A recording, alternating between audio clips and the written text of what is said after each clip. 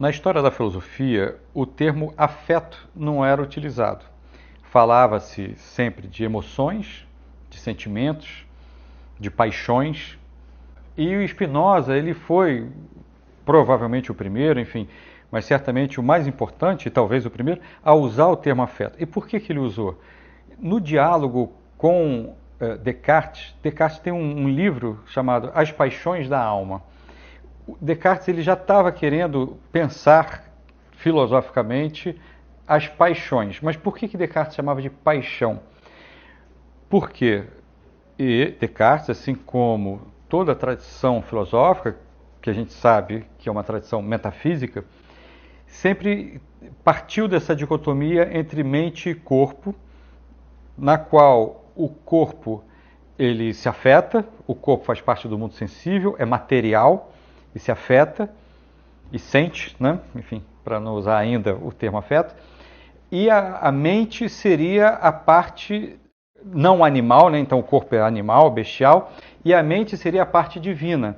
Seria a parte justamente imaterial e, portanto, divina, e que pensaria a verdade, o certo e o errado, de modo a impor essa verdade, essa razão pura, se a gente usar o termo de Kant, essa verdade imaterial ou divina, contra as emoções, as sensações, os prazeres, né, dependendo do autor. Então, essa é a dicotomia fundamental, ontológica, da metafísica, que se confunde com a própria história da filosofia. Por isso que os sentimentos e as emoções eram chamadas, consideradas paixões, porque paixões, que vem do grego pathos, padecer, paixões se sofre, se é passivo. Então, nessa dicotomia metafísica da história da filosofia, se pensava que a pessoa ela só seria ativa, mestre de si mesma, estaria no controle da carruagem, dos cavalos, do corpo, dos afetos, das pulsões, se ela seguisse o que a mente dela, o que a alma dela, o que a razão indicou como sendo o certo e a verdade. As filosofias da imanência vão justamente denunciar esse padrão, esse paradigma, esse esquema, de uma maneira que me parece bastante convincente. Por quê? Dito, né, já na perspectiva da imanência. O que foi dito, que eu acabei de descrever bem brevemente, ao longo da história da filosofia metafísica? O que era dito era: o que eu estou chamando de razão, na verdade, para Spinoza, é imaginação. Por quê? Porque o que existe de real é a vida, é o mundo sensível. Então, para eu compreender o mundo sensível, eu tenho que compreender o mundo no qual eu me afeto. Eu me afeto na interação com as coisas. Então, essa afecção gera em mim afetos, e eu penso a partir dos meus afetos e de como eu me afeto.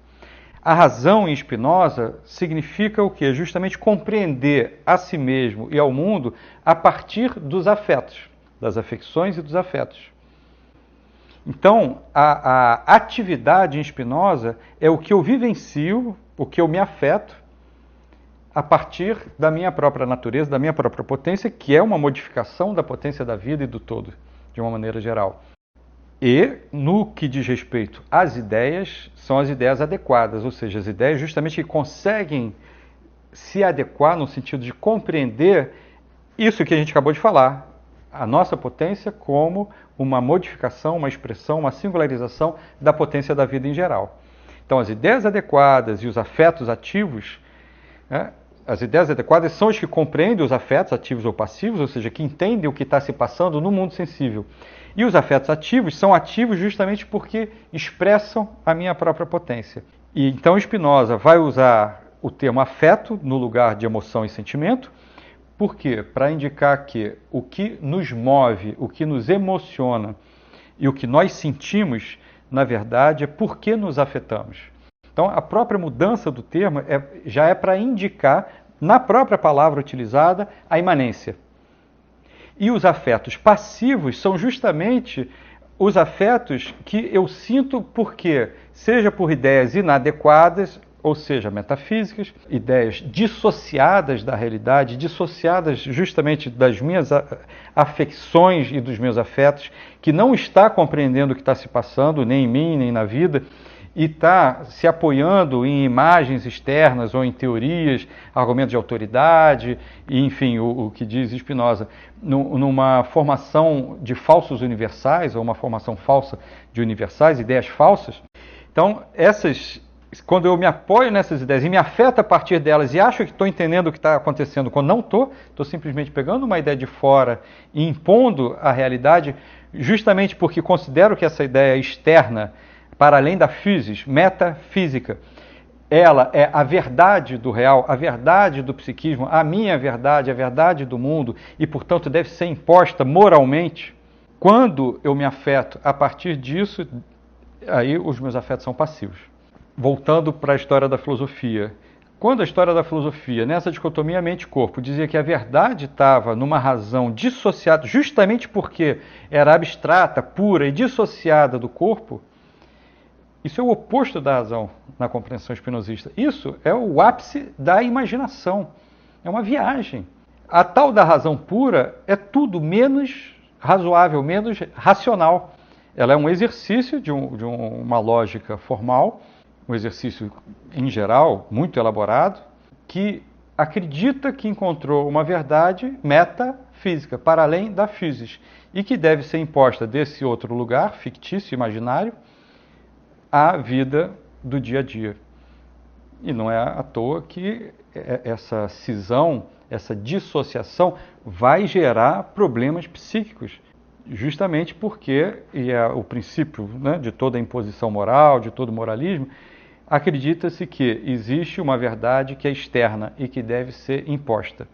Além disso, já fazer mal por si só, ainda é um obstáculo à compreensão real do que está se passando, do que está acontecendo. Isso vai se refletir na vida e na educação, e na formação, e na transmissão, e nos afetos das crianças, dos adolescentes, na vida política, na vida de uma maneira geral.